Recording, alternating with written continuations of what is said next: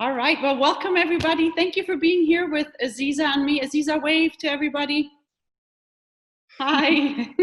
So Aziza is a fourth grader at the choir school, and she is going to help me ask you questions that all the other fourth graders handed in. And I wanted the fourth graders to kind of see all the different voice parts that there are, and kind of also learn about what just that it's not just that a voice is high or low, but that also the color often changes based on what part you are singing and how you can recognize in the voice part.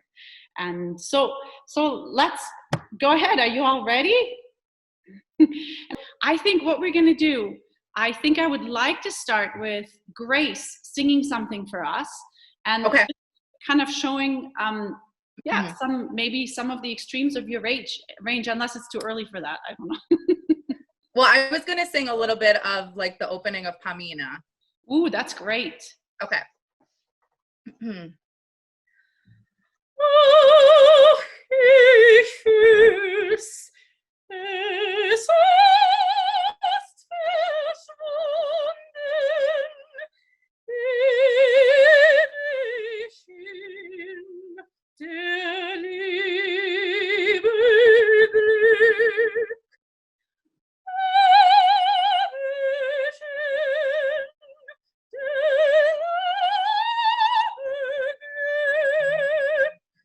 That's beautiful.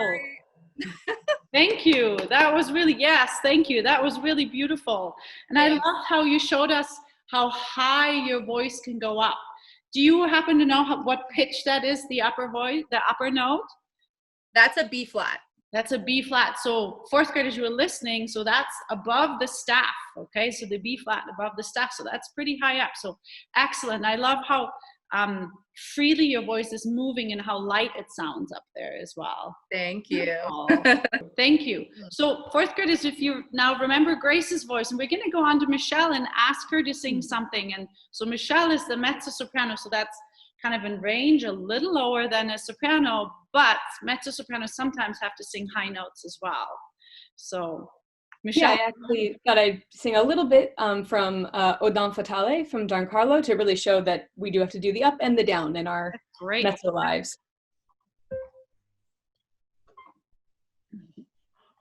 Versar, versar, sol pol, sol pianto, spirmino vol, soffrir dovrò, il mio delitto che congelar mai non potrò. Ti maledico, oh mio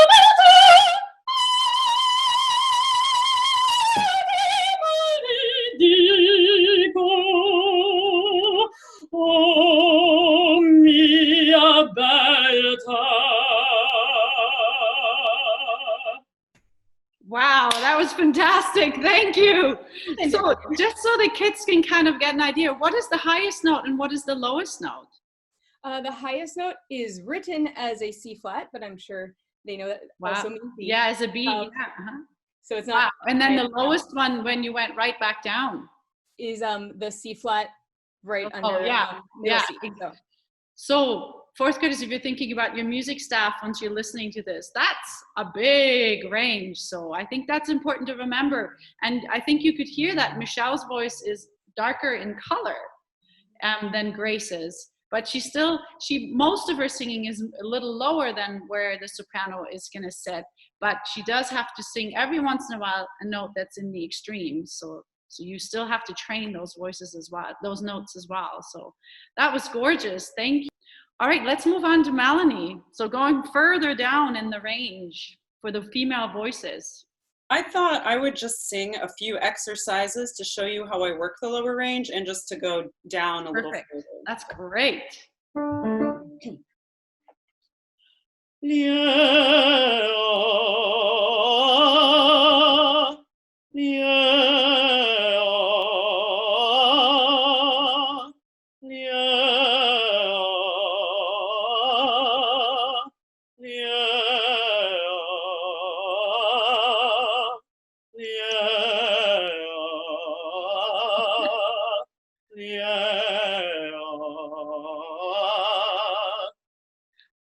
that is fantastic. That is.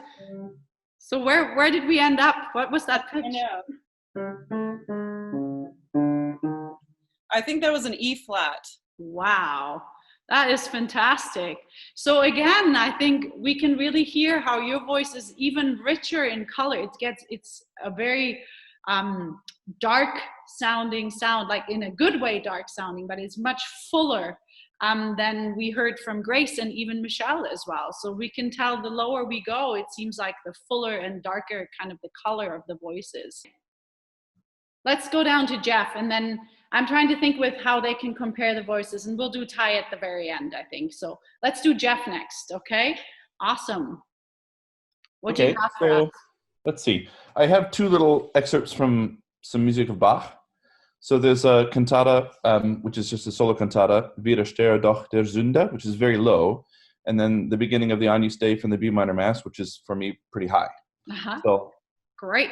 Everybody else warmed up more than I did, but let's see how I sound. I mean, before you start singing, I'm actually going to say, so this is the other part where I usually play the recording and I ask the students, is this a male singer or a female singer? And there's often big debates going on in the classroom. And then when I tell them it's a male singer, then often they're surprised. So I wanted to just say that before, that what you got, fourth graders, what you're going to hear is something that you don't hear as often maybe. And so enjoy that. I don't know about enjoyment. I'll do my best. Oh, come on. Widerstehe doch der Sünde, widerstehe doch der Sünde, sonst ergreift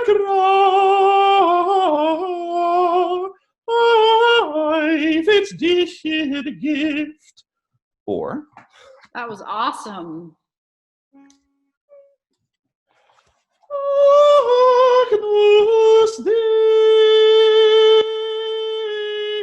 qui tois peccata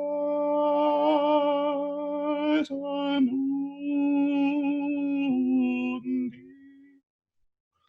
Wow, that's excellent. So thank you for that. So I think, so if we're looking at the notes, I think Michelle or Melanie could sing those parts as well. Is that right, Jeff? Both of them, yeah.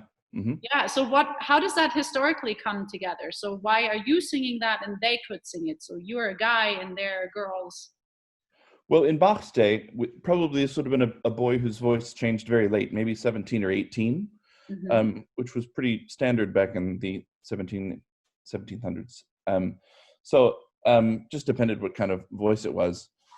And the interesting thing about the countertenor voice, or the alto voice, is very often Bach used it, and opera composers did too, use the alto or countertenor voice to portray the voice of the spirit, either the spirit of a human or the Holy Spirit. So it's sort of maybe a less human sounding voice in a way. And I think that's why they would do it. So the cantata is a cantata about the Spirit's resistance to sin, and then the Lamb of God is sort of the spiritual soul sort of praying to God. And I think that's partly why the voice is that. Yeah, that's great. All right, Christian. Okay, so I'm going to sing an excerpt from a German operetta called The Land of Smiles. This is a very popular tenor song called Dein ist mein ganzes Herz, and it's just the first part of it. Dein ist mein ganzes Herz, wo du nicht bist, kann ich nicht sein. So wie die Blume welkt, wenn sie nicht küsst der Sonnenschein. Dein ist mein schönstes Lied, weil es allein aus der Liebe erblüht. Sag mir noch einmal mein einzig Lied. Oh, sag noch einmal mir, ich hab dich lieb. Woohoo! That was great. I would have loved to see the people walking by your car. I know. Oh, this is great. So I think when I'm listening, I can hear, so you're obviously a male voice part, but I can hear similarities to when Grace was singing, because you're the higher male voice part and Grace was the higher female voice part. And there is a similarity in lightness in the voices and how you are singing the upper notes and those really high notes. I think that was fantastic. And I think it's showing us, also what I liked is when Jeff was singing his first excerpt and he was going down in the lower range of his voice there, and then you were in the upper range. I think there were some similarities there as well that we can hear how those voices cross over. All right, let's move on with John, okay? So we had the tenor, now we're moving on to baritone. Great, yes, so I'm a baritone. I'm gonna sing a little snippet from the Magic Flute as well. This is Papageno. This is great because that's the opera we're studying next. Exactly, perfect. I didn't even know that. How about that? Ein Mädchen oder Weibchen wünscht Papageno sich. Oh, so ein sanftes Täubchen, wär Seligkeit für dich, wär Seligkeit für mich, wär Seligkeit für mich. Woohoo! I love it. I hear the bells playing. No. Yeah, exactly. This is great. So I think we can hear that you have to sing some notes that are a little higher up. But yeah, I like to think of the baritone. It's kind of like the mezzo-soprano a little bit. And actually, in some of my choral work I do sing some second tenor as well, because I have to sing some higher stuff. It's a little early in the morning in LA, so I didn't go too high today, but I do have to sing not as high as Christian for sure. That he sings some really high notes, but I'm kind of in the middle. And as you'll hear, I'm about an octave higher than Glenn is. So I'm kind of right in the middle of it. And the nice thing from something I always say about the baritone is it's kind of the normal speaking range of a man, because even Christian speaks a little bit closer in the baritone range. He sings higher, but he speaks kind of closer to where we do. But and it's about in the middle as far as dark and light as well. So no, this is great. Great. All right, now we're moving to Glenn. Hi. Excuse me. Well, it's not early here, but I'm going to sing a part of a Russian piece that I do that I'm kind of known for. It's by a composer by name Pavel Chesnikov, and the title is Ne Odverji Miene, and this is to kind of show you where my money notes are. The ones you get paid for the most. The ones that I get paid to do, you know.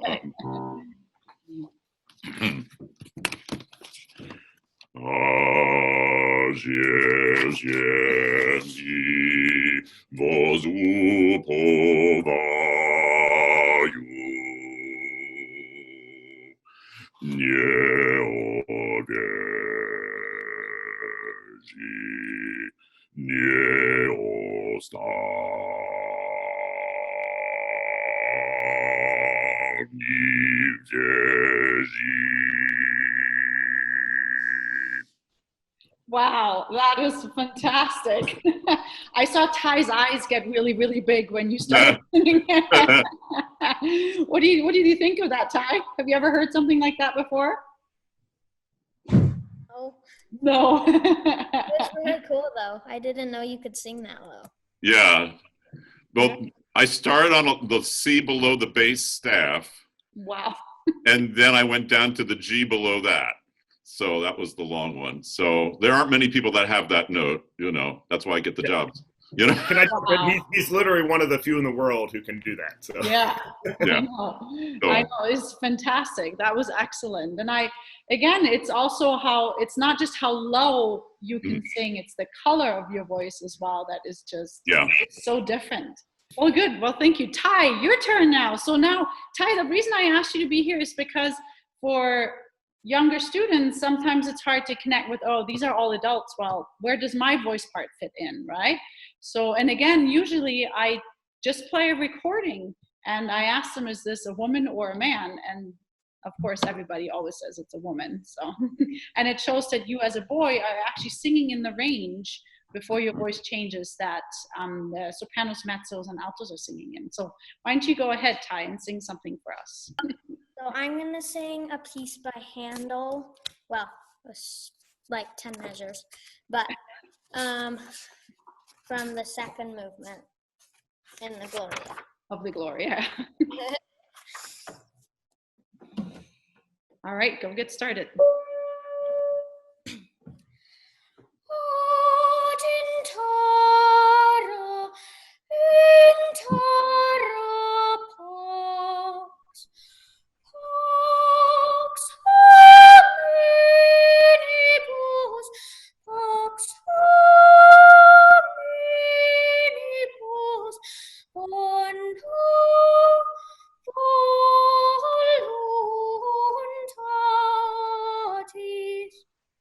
Good job, Ty. Thank you. That is great. And I think this shows our fourth graders. So you have the range, certainly, that Grace has, right? So you can sing those upper notes.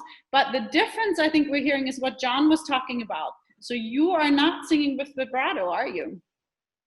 No, exactly. And but the adult voices, they usually are, when they're in opera in particular, they will sing with vibrato. And you also can get up and you can go pretty low. Do you know what your lowest note is that you can sing right now? Usually I can get to a G, sometimes a little bit lower. Okay, and then up, I know you have a high C because you've sung that. Yeah, before, so. I can get a high C. On occasions I can get higher, but Yeah. it's usually just like not too over a high C. Yeah, no, that's great. So yeah, thank you for joining us and for helping our fourth graders learn about different voice parts. And if they, I'm gonna have them write some comments about it and I'll send them on to you so you can see what they're saying about your singing. Okay, so thank you so much and I wish you all the best and good luck with all your singing things. Hopefully all those will work out in October. Thanks for having us. Okay, thank you. Bye. Thank you. Thank you.